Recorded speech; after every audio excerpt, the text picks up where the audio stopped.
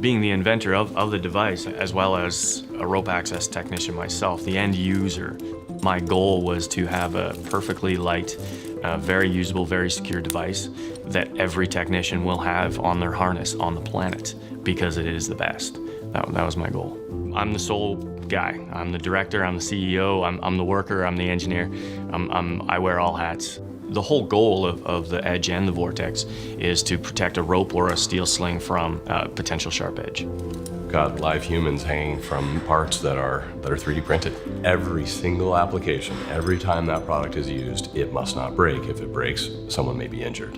We're able to print with the threaded collar the nut right on the device, so it'll never come off. You can't do that with any other method, period.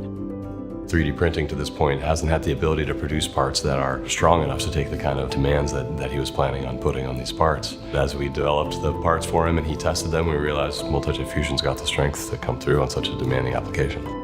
We sent some of the files over and we got it right away. Almost immediately, we knew that HP's multi-jet fusion was going to be a production method.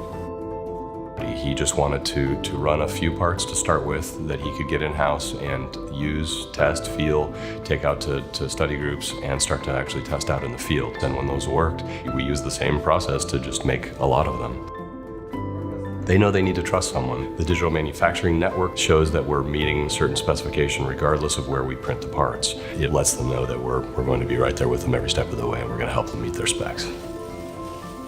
You know, being just a rope access technician turned inventor, it's been an interesting process. You know, it's a new label, it's a new title you can put on the end of your signature, I think.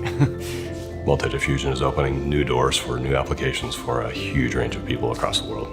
It allows for a whole different range of new thinkers and makers and designers of new products to make things that they didn't think were possible before. It's incredibly world-opening.